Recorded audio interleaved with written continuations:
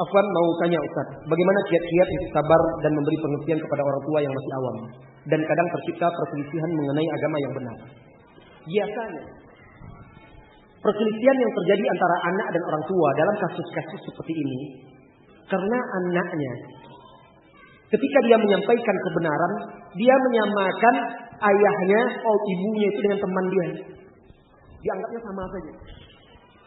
Lalu dia mendikte, menggurui, padahal dia anaknya masih kecil.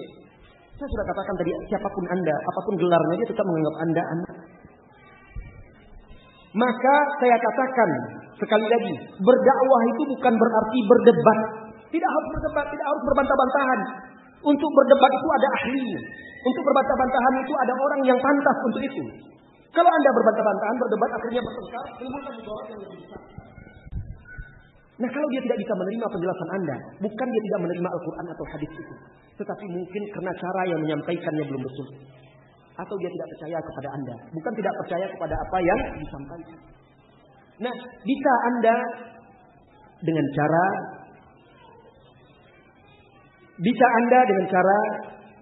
meletakkan buku-buku, majalah-majalah, tulisan-tulisan yang bermanfaat di rumah. Tidak perlu Anda berikan kepada dia langsung, diberikan mungkin dia tidak mau. Di mana dia biasa duduk minum teh? Di mana dia biasa duduk minum kopi? Baca Quran, letakkan dekat di situ buku. Sekali dua kali majalah-majalah yang bagus dan utamakan pembahasannya, temanya seputar tauhid. Itu asal. Ayah Anda misalnya perokok, mencukur jenggotnya, isbal, tapi dia juga lalai sholat. Nah, mana yang penting dong? Dahulukan menyadarkan dia akan pentingnya sholat. Karena kalau dia memanjangkan jenggotnya, tapi dia tidak sholat, juga tidak akan bermanfaat. Tapi dia sholat, lalu dia bermaksiat karena melanggar sunnah Nabi, insya Allah itu akan mudah-mudahan bisa ketika kebaikan lebih banyak daripada kesalahan, mudah-mudahan akan bisa menghapuskan dosa-dosa. Dan mudah-mudahan suatu saat dia mendapat petunjuk, tidak ya? Dan terus bertahap dakwah tersebut. Nah, Anda harus paham. Jadi tumbuhkan cinta dia kepada Allah, kepada Rasulnya. Pilihkan buku-buku tentang hakikat tujuan hidup manusia itu apa, untuk mengibadahnya. Bagaimana cara beribadah kepada Allah, tentang tauhid dan tentang syirik, karena itu yang asal.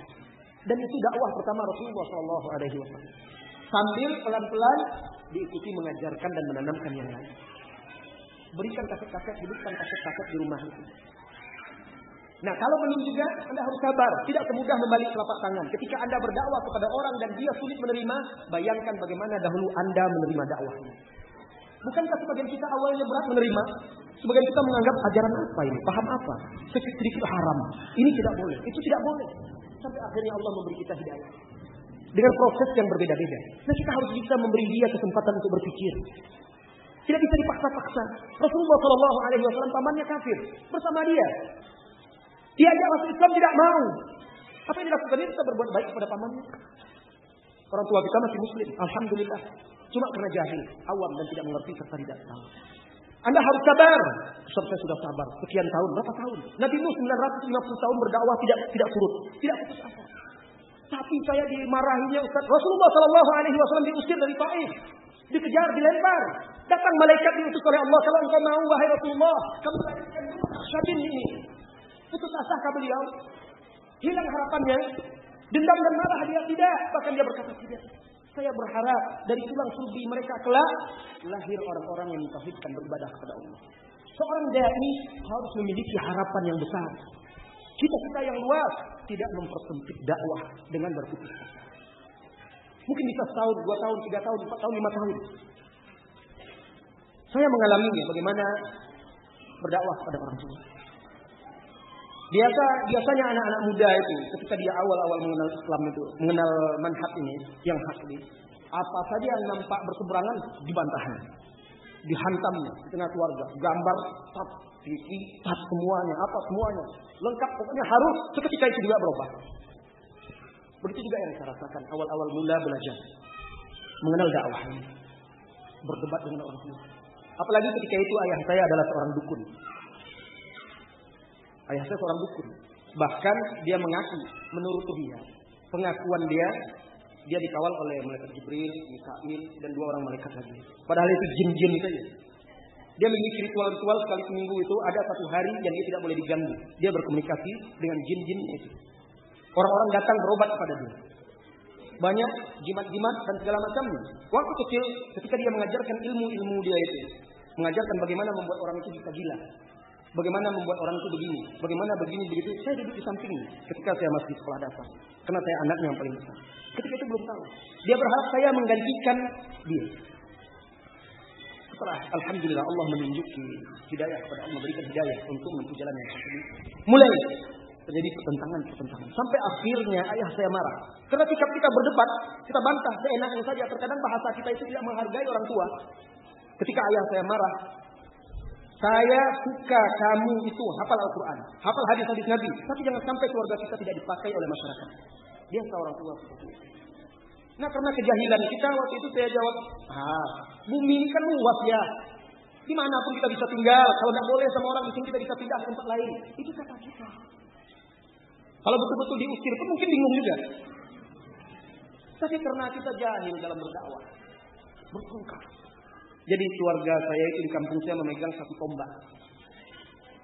Tombak pusaka suku tersebut. Jadi setiap tahun tombak tersebut diarak keliling kampung beramai-ramai. Tombak itu dipanggil nenek lagi. Iya, sampai sekarang. Diarak keliling kampung. Itu keluarga kami yang memegang. Diarak keliling kampung, kemudian nanti dimandikan di masjid. Setelah selesai dimandikan, masyarakat berebutkan mengambil air. Kalau di sini mungkin sapi ya, kerbau. Berencana tombak. Berebut waktu saya kecil mengalami, disuruh minum, airnya dibawa pulang, diungkut dan segala macam. Untuk apa? Tolak bala. Asal ada pernikahan, dia harus disandingkan di dekat pengantin itu. Dengan keyakinan yang dimandikan secara khusus. Itu setiap tahun. Setiap ada musibah-musibah atau masalah-masalah di kampung tersebut. Nah, ketika terjadi perdebatan itu, saya juga membantahnya. Dia hati-hati, kamu nanti bisa bahaya. Walak ini dan segala macam. Betul, kita membantahnya dengan ayat-ayat Al-Quran. Tetapi cara kita kepada orang tua itu yang membuat dia tidak menerima. Sampai akhirnya, setelah ilmu bertambah, pengalaman pun bertambah, guru pun bertambah. Akhirnya coba berpikir lagi, introspeksi diri. Mungkin selama ini tidak benar cara dalam berdakwah. Apa coba? Saya cari celah apa kesukaan ayah saya dan bagaimana membuat dia sukses. Maka saya tidak berbicara dalam masalah dakwah. Yang penting selama itu tidak bertentangan dengan agama Allah, saya berusaha membuat dia tersenyum, senang dan bahagia. Saya semakin sering berkomunikasi, semakin sering dekat, membantu apa saja. Kemudian ayah saya ini suka membaca. Saya letakkanlah majalah-majalah kita, buku-buku di meja di tempat dia biasa pagi-pagi atau sore-sore minum teh sambil baca-baca, sambil nongkrong di depan rumah. Tidak pernah disentuh. Tapi lama-lama dia baca koran, habis berita di koran itu bosan, apalagi dilihatnya. Apa itu majalah sunnah kayak gitu. Tetapi lambat laun dia penasaran juga, apa sih yang dipelajari oleh anak saya ini? Majalah ini pula yang ditaruh. Sudah menumpuk majalah itu tidak dibaca-baca, dia baca di belakang saya.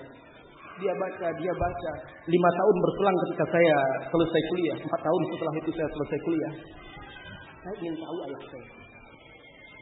Saya katakan kepada dia, ya, sekarang saya mau terjun di medan dakwah. Nanti tentu ada orang yang tidak suka dan segala macam. Kenapa? Saya ingin belajar. Belajar apa? Ilmu-ilmu yang dulu itu. Yang ayah ajarkan dulu itu.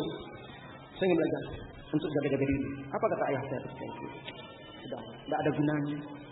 Semua itu sudah ayah tinggal. Tidak benar semuanya. Dan memang dibuktikan ya keguruannya tutup. Dan tidak ada lagi orang yang datang. Kalau ada orang datang ditolaknya, berobat. Dan sejak itu dia memang hadir di majelis-majelis ilmu. Sampai akhir hayatnya dia membela dan mendukung saya untuk berdakwah. Bahkan di rumah itu diadakan majelis ilmu. Dia tinggalkan semua. Harus sabar. Beri kesempatan dia untuk mencerna, memahami. Nah, seperti itu. Apalagi kalau kita ilmu kita sedikit berdebat pula, cara menyampaikan kita tidak benar. Nah, begitu juga saudara-saudara saya tidak tahu, alhamdulillah sekarang sepupu-sepupu saya yang dahulu menentang sekarang sudah mulai mengaji. Tanpa saya ketahui ternyata mereka juga mendengarkan, mengikuti. Padahal dulu paling menentang dengan keras. Jadi kita harus sabar dan senantiasa mendoakan saudara-saudara kita itu agar mereka diberi petunjuk. Nah, begitu juga Anda. Setiap ayah dan orang tua kita berbeda-beda. Ibu kita berbeda-beda. Tentu Anda sebagai anak tahu bagaimana cara celah bisa masuk ke hati dia. Nah, pelajari itu.